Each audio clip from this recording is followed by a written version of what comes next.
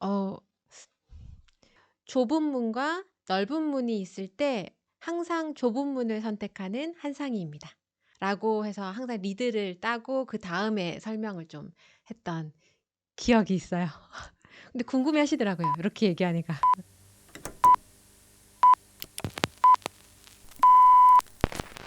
최근에 이사를 가보신 적 있으세요? 전 사무실 한층 아래로 이사를 했을 뿐인데 제 물건을 옮기는 게 보통 일이 아니더라고요. 무거운 물건, 물체를 움직인다는 건 힘든 일입니다. 지렛대나 도르래가 발명된 것도 그 때문이죠. 하지만 지렛대를 사용하려면 요령이 필요합니다. 어디에서 힘을 주어야 하는지 기본적인 원리를 알고 요령을 익혀야 비로소 무거운 물체를 들어 올릴 수 있죠. 면접도 결국 사람의 마음을 움직이는 일입니다. 지렛대의 원리를 알고 정확한 위치에서 힘을 주어야 무거운 돌을 움직일 수 있듯 마음을 움직일 때도 요령이 필요합니다. 상대방의 마음을 움직이는 기본. 그 기본은 상대방의 의도를 아는 거겠죠. 여러분 마음의 부담이 오늘은 조금이라도 가벼워지길 바라면서 시작해 볼게요. 오늘도 고민 들어주는 언니 한디입니다. 벌써 6번째 사연입니다. 오늘은 어떤 고민이 왔는지 살펴볼까요? 안녕하세요, 한디. 우선 기쁜 소식부터 전해드리고 싶어요. 계속 서류에서 탈락하다 이번에 드디어 면접까지 가게 되었습니다. 와, 축하드립니다. 치보라를 보고 열심히 준비한 덕분인 것 같아요. 감사합니다. 하트. 하지만 기쁨도 잠시뿐. 이제 면접이 또 걱정입니다. 그동안 서류에서 계속 떨어지느라 면접이 처음이에요. 꼭 빠뜨리지 않고 준비해야 할 면접 질문이 뭘까요? 기껏 얻은 기회인데 실수하지 않도록 한디 꼭 도와주세요. 네. 축하드립니다. 정말 축하드려요. 치보라가 도움이 좀 되었다고 말씀이라도 해주시니까 저 역시 기분이 너무 좋은데요. 정말 힘이 납니다.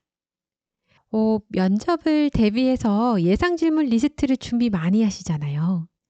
저도 한 몇십 장을 했던 것 같은데 그 중에서도 직무에 상관없이 나오는 단골 질문 2가지만 선택을 한다면 첫 번째, 짧은 자기소개, 두 번째, 성격에 대한 이야기인 것 같아요. 이건 안 묻는 회사가 진짜 거의 없는 것 같습니다. 우선 짧은 자기소개에 대해서 말씀을 드려볼게요. 면접이든 어느 새로운 자리에서든 너를 소개해봐 라고 하는 요청이 가장 난감합니다. 나는 난데 뭘 말하지? 뭐라고 하지? 그런데 안타깝게도 면접에서는 항상 거의 100% 자기소개를 하라고 하죠. 자기소개는 왜 하라고 할까요? 그것도 대부분 면접 딱 들어가면 초반에 보통 묻잖아요. 이걸 왜 하라고 할까? 저도 롯데에서 며칠간의 빡세 교육을 이수를 하고 인증을 받은 면접위원인데요. 면접위원들마다 좀 다를 수 있겠지만 저 같은 경우에는 지원자분들에게 조금 릴렉스할 시간을 주는 목적으로 자기소개를 시키기도 해요. 왜냐면 보통 자기소개는 거의 100% 준비해 오니까 일단 준비한 것을 마음껏 얘기해봐라 라고 하면서 긴장을 풀라고 하는 거죠. 동시에 그거를 들으면서 면접위원 스스로 이 지원자의 자기소개서 같은 것들을 검토를 하는 시간을 위한 것이기도 합니다. 한정된 시간 안에서 몇십 명의 지원자들을 평가를 해야 하는 면접위원에게 여러분들에 대한 정보가 머릿속에서 컴퓨터처럼 막 출력이 되는 게 아니잖아요. 절대 그렇지 않습니다.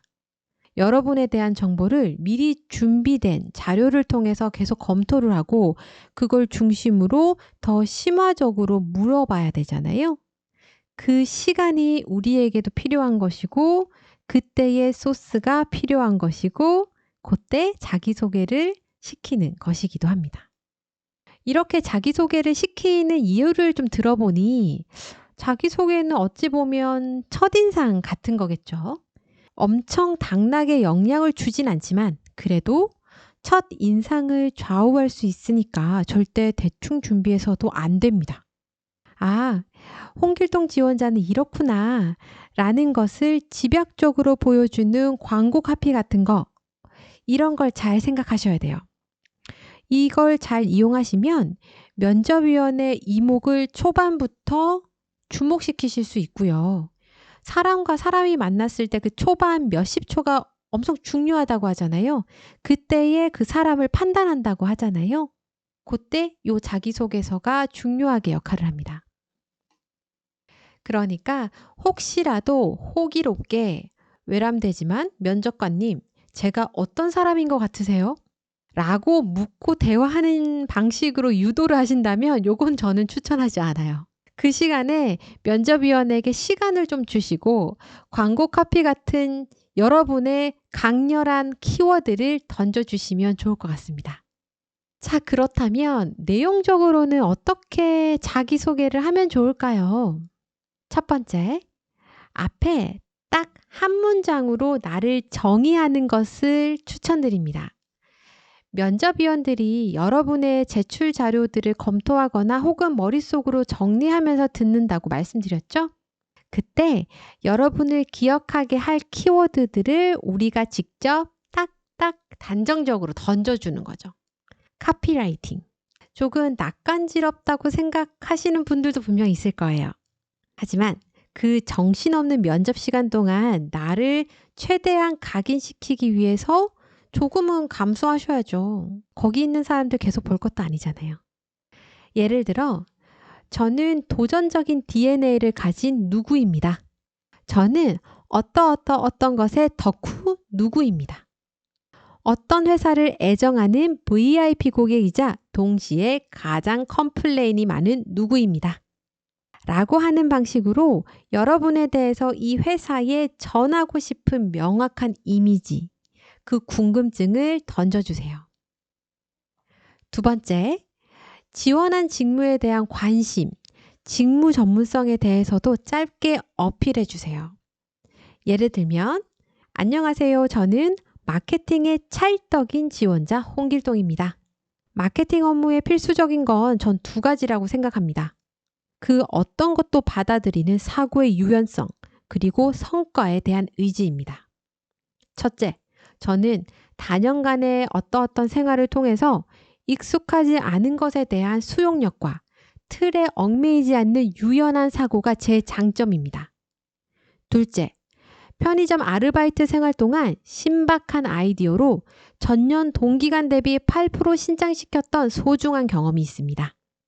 이러한 제가 가진 역량과 경험으로 어느 회사가 키우는 마케터가 되고 싶습니다. 어떠세요? 괜찮죠, 여러분? 직무에 대한 본인의 철학, 생각을 밝히고 그것을 내가 가지고 있다. 이런 내가 여기 입사해서 성장하고 싶다라는 메시지입니다. 면접위원은 내가 좋은 사람, 마냥 열심히 하는 사람이라고 하는 것보다는 성과를 낼 사람이라는 것에 흥미를 가진다라는 것 꼭 잊지 않으셨으면 좋겠어요. 그 다음 성격. 요 성격도 참 많이 물어보죠. 성격의 장단점에 대하여 회사들이 참 많이 질문하시는데 장점에 대해서는 다들 말씀 참 잘하세요.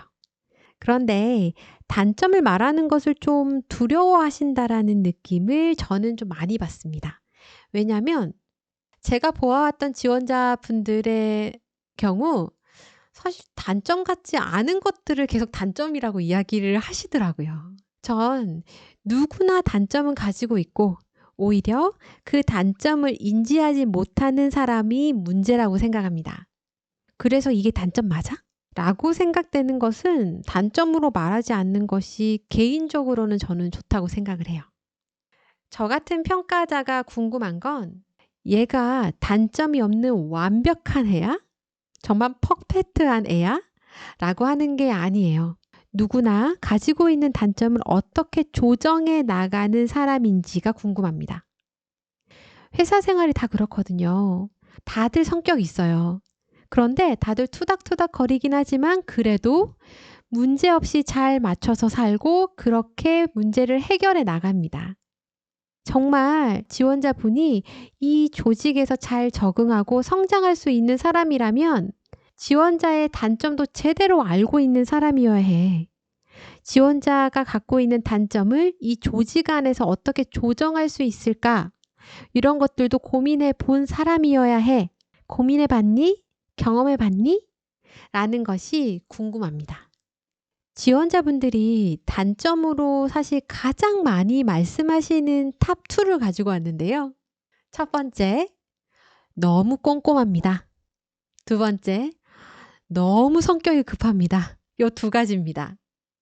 지원자분들이 단점으로 이 두 가지를 부담 없이 좀 쓰는 이유를 곰곰이 제가 생각을 해보면 꼼꼼하다라는 건 역으로 신중하다라고 이해가 될 수도 있고 성격이 급하다라는 건 역으로 업무를 빠르게 처리한다라는 장점으로 이해될 수 있어서 좀 안전하게 가져가시는 것 같아요. 하지만 좀 유의해 주셨으면 하는 게 있어요. 첫 번째, 단점을 이야기하실 때는 직무 성격과 배치되지 않아야 된다라는 것을 꼭 먼저 생각을 해주세요. 예를 들어 재무회계 직무다. 그런데 단점이 급해. 성격이 급해. 라고 한다면 어떻게 생각할까요? 숫자의 오차를 허락하지 않는 업무를 하는 사람인데 성격이 급하다. 이건 평가자에 따라서 해석의 여지가 좀 크다고 봅니다. 자, 그러면 이 단점을 쓰지 말아야겠죠? 다른 단점을 한번 찾아봐야 할 것 같아요. 두 번째, 직무와 크게 배치되지 않는 단점이라면 당연히 그냥 말씀하셔야겠죠. 그러면 이 단점을 어떻게 얘기할지가 이제 중요해지는데 무슨 단점이든 업무 수행하는 데 영향은 있을 테니까 어떻게 이 단점을 해석하고 이야기하는지가 정말 중요한 포인트가 됩니다. 어떻게 말하는 게 좋을까? 제 단점을 좀 바탕으로 좀 재구성을 해봤어요, 여러분. 우선 제 단점이 뭘까요? 알아맞혀 보실 수 있으시겠습니까? 물론 너무너무 많겠지만 특히 저는 너무 꼼꼼해요. 그래서 이것저것 생각도 너무 많고요. 뭔가 빠뜨리지 않았을까? 라고 하나하나 계속 체크를 하는 바람에 늘 스트레스를 받는 타입입니다. 그럼 저는 어떻게 면접에서 말해야 될까요? 저는 너무 꼼꼼하다는 면이 단점이라 생각합니다. 저의 지나치게 꼼꼼한 성격은 제한된 시간 내에 팀 작업을 할 때 혹은 업무 특성상 정확도보다 빠르게 결과물을 산출하는 것이 중요한 업무를 수행할 때 오히려 생산성을 떨어뜨리는 보틀넥이 될 수 있다라고 생각했고 그렇게 경험했습니다. 그래서 저는 첫 번째, 업무의 내용과 데드라인을 감안해서 업무 성격을 구분을 해내고요. 두 번째, 팀원들과 어느 정도까지 검토를 할지를 그 수준을 정하는 소통을 먼저 해서 기한 내에 업무 목적을 달성하는 데에 초점을 두었습니다. 어떠십니까? 단점을 확실하게 인정하시고요. 그 리스크에 대해서도 인정을 하고 그래서 나는 고쳐야 한다라고 생각을 했고 이런 방식으로 계속 늘 극복 중이다. 그리고 효과가 있더라. 라고 말씀하시는 겁니다. 내 단점에 대해서 어떻게 극복하고 있는지를 말하는 게 핵심이라는 거예요. 내가 가진 단점을 이렇게 컨트롤하려고 하는 사람이다. 그러면 나아가서 회사에서도 어떤 이슈가 발생하면 자연스럽게 이런 사고의 흐름으로 해결해 나갈 것이다. 라는 메시지를 면접위원에게 주는 것이 중요합니다. 또 다른 예시를 한번 볼까요? 두 번째 단점으로 잘 나오는 급한 성격에 대한 케이스를 한번 보시죠. 단점은 급한 성격입니다. 결과를 빨리 확인하고 싶어서 항상 빠르게 업무와 과제를 처리를 하고 처리가 다소 늦어지면 답답함을 좀 느끼는 편입니다. 그래서 제가 일을 먼저 끝마치면 동료와 협력하면서 일을 마무리하려고 노력합니다. 라고 이야기하고 있습니다. 지원자가 이야기하고 싶은 건 단점이긴 한데 그래도 업무 내가 정말 빨리 할 수 있어. 나 스피드가 괜찮아. 나 괜찮지.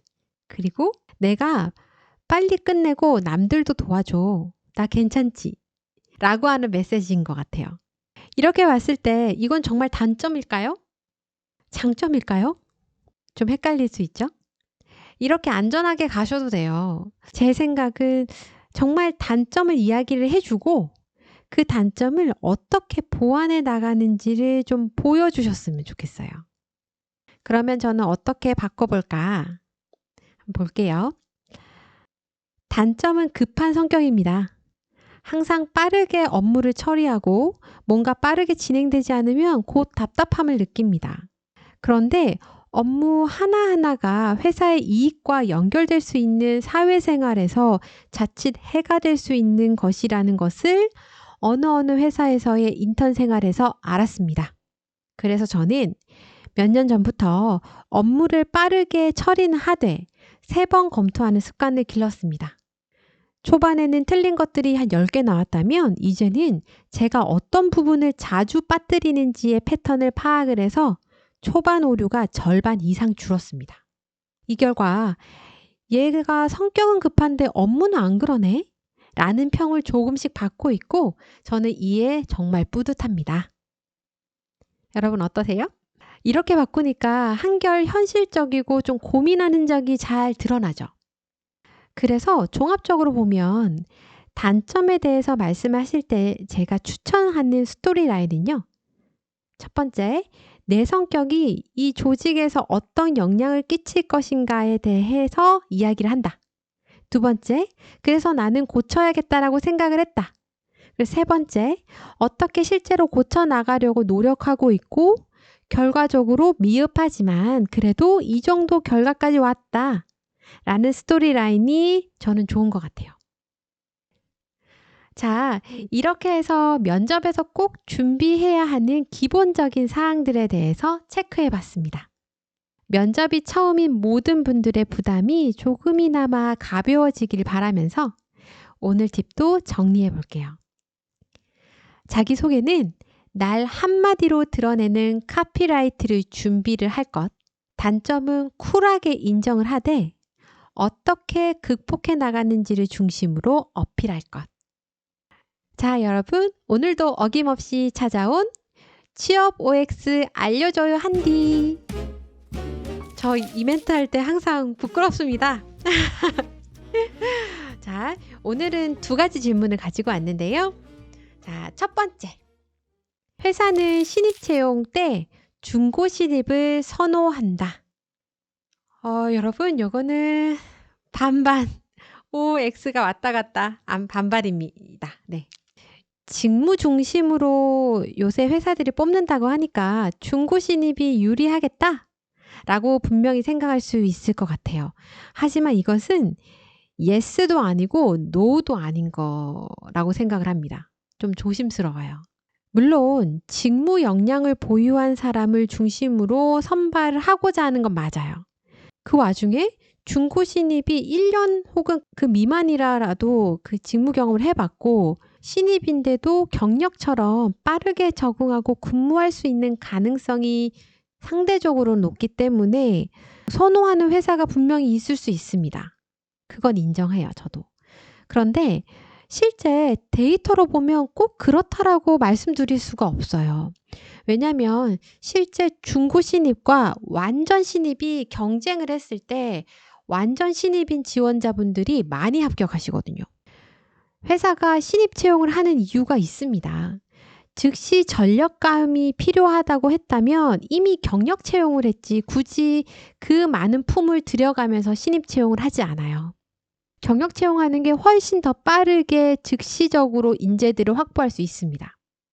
그럼에도 불구하고 신입 채용을 한다라는 건 다른 기업에서 혹은 다른 경험에서 이미 배운 스킬적인 측면들, 업무에 대한 이해 이런 것들도 중요하긴 하지만 그게 다가 아니다. 전반적인 경험에 대한 대응하는 자세, 애티튜드가 이 사람이 신입으로 들어왔을 때 업무를 배워나감에 있어서 훨씬 더 경쟁력이 있기 때문에 중요한 겁니다. 회사 경험, 이런 것들이 많은 사람이 다 능력 있나?